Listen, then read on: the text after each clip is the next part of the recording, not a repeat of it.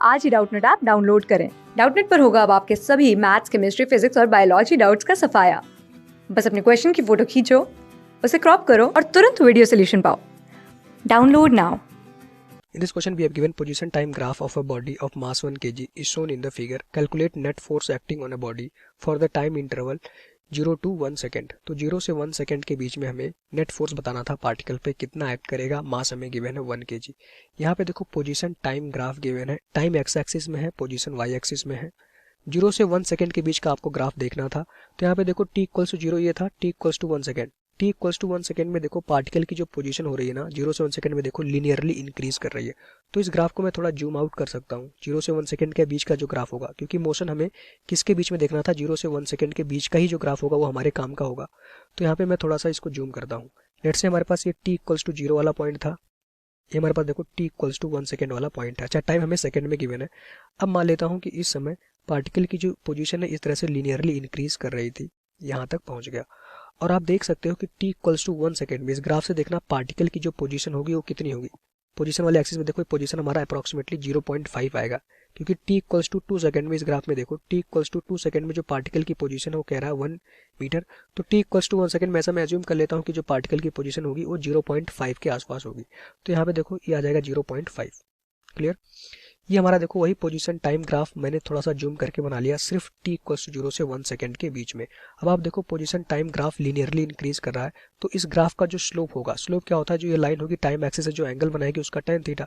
Slope क्या होगा, देखो कांस्टेंट आ गया, स्लोप आ गया कांस्टेंट, मतलब कि वेलोसिटी क्या होगा इस पूरे t इक्वल्स टू 0 से t इक्वल्स टू 1 सेकेंड में जो वेलोसिटी आएगा वो कांस्टेंट हो जाएगा। कैसे, यहाँ पे देखो हमें पता है कि अगर हमें पोजीशन टाइम ग्राफ से वेलोसिटी चाहिए तो उसकी वैल्यू कितनी होती है हमारे पास, देखो dx/dt। Rate of change of position हमें क्या देता है, वेलोसिटी देता है।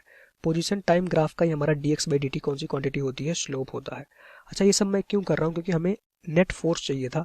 बॉडी पे जो नेट फोर्स एक्ट करेगा, देखो आप ऐसे सोच सकते थे वो क्या होगा, मास इंटू एक्सेलरेशन के। अब आपको एक्सेलरेशन क्वेश्चन में नहीं गिवन था, पोजीशन टाइम ग्राफ गिवन था। पोजीशन टाइम ग्राफ से आपको एक्सेलरेशन तक पहुंचना था। तो पहले पोजीशन टाइम ग्राफ से आप क्या निकालोगे, वेलोसिटी निकालोगे। आपको जब वेलोसिटी पता चल जाएगी तो एक्सेलरेशन का फॉर्मूला क्या होता है, rate of change of velocity dv/dt। अब आप देखो वेलोसिटी पहले निकालोगे पोजीशन टाइम ग्राफ से, फिर एक्सेलरेशन निकालोगे वेलोसिटी जो आप कैलकुलेट करोगे पोजीशन टाइम ग्राफ से। तो इस तरह से आप एक्सेलरेशन तक पहुंच जाओगे। तो अगर देखो पोजीशन टाइम ग्राफ में t इक्वल्स टू 0 से t इक्वल्स टू 1 सेकेंड तक जो ग्राफ का स्लोप होगा वो हमें क्या देगा, वेलोसिटी। स्लोप देखो कांस्टेंट था, इट मींस वेलोसिटी भी कांस्टेंट हो जाएगी। अब कुछ नंबर रहेगा। अब मैं यहाँ पे वेलोसिटी टाइम ग्राफ बना लेता हूँ। बेस्ट वे होता है इस क्वेश्चन को ऐसे सॉल्व करने के लिए, मैं वेलोसिटी टाइम ग्राफ बनाऊंगा। देखो इस t इक्वल्स टू 1 वाली लाइन को जब नीचे आप खींचोगे तो t इक्वल्स टू 1 सेकेंड ही आ जाएगा और t इक्वल्स टू 0 सेकेंड ये होगा। अब वेलोसिटी कांस्टेंट हो जाएगी, हमें नहीं पता था कितना नंबर था, बट जो वेलोसिटी होगा वो कांस्टेंट ही रहेगा। ठीक, आप वेलोसिटी कैलकुलेट कर सकते थे। अगर ये डिस्प्लेसमेंट 0.5 है, टाइम 1 सेकेंड है, तो इसकी वेलोसिटी कितनी आ जाएगी, 0.5/1, 0.5 मीटर पर सेकेंड वेलोसिटी आ जाएगी, जो कि कांस्टेंट है।